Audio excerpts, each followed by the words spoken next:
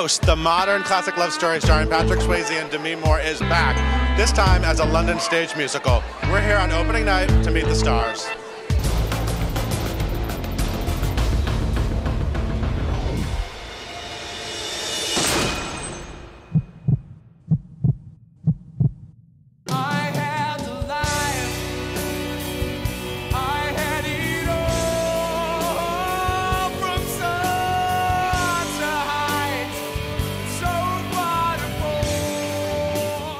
This is sort of a classic story. People know it, people love it.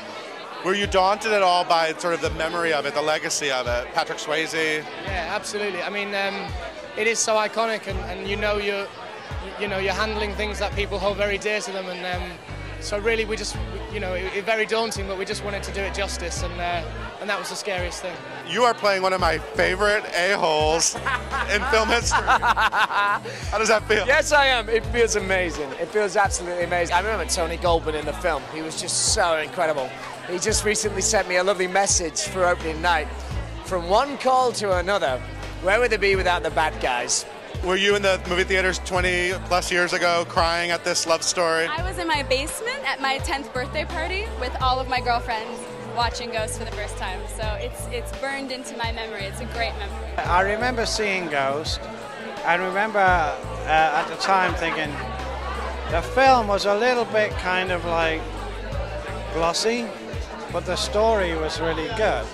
And like a lot of other people, at the end was like, pretending to not sort of like choke up, right? Initially I wasn't excited about it. I was worried about it seeming like a sort of cynical commercial project, and I also was a bit concerned that there's something a little cheesy potentially about Ghost. Everybody thinks they know it, there's the Potter's Wheel issue, and so I was a bit circumspect initially, and it was only because of a meeting that I had with Bruce Joel Rubin, the writer, who was so enamoured of theatre, so excited about how theatre could embrace and fly with his story. It's very theatrical because you've got Carl, the best friend who betrays the friend, and then you've got Oda Mae, you've got this incredible comic character who's got a big heart.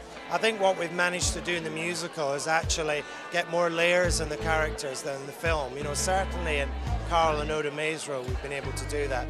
I'd seen the movie with everyone else 21 years ago, absolutely loved it, saw it about 15 times, thought it was fantastic. On hearing that we were getting this, all of us purposefully didn't watch the show because you don't want to get into that trap where you're doing a performance that someone else has done. We've been given free rein to make the characters our own. It's amazing that you recreated a lot of these effects from the movie, and what I think is really great is that you seem to have done it with very old-fashioned theater tricks. The principle I have is that there's nothing you can't do on stage. There's a whole spectrum of different devices and methods that you can use. Some of them are very old, some of them are using cutting-edge technology as a sort of new interpretation of an old idea. At different times we plug into different aesthetics for this in this show.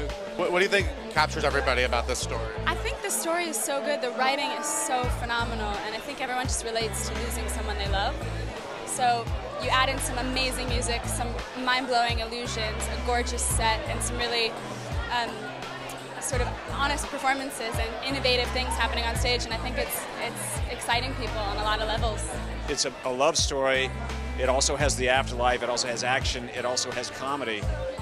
So it almost has every single thing that you could want when you're sort of like diving into something in terms of range, emotional range. There's a classic element to it. There's something about everyone has a wish to have one more moment with someone that they have lost, and it's a wish fulfillment that rarely is granted, and this play and the movie too brought you that fulfillment, and it's something very important to people.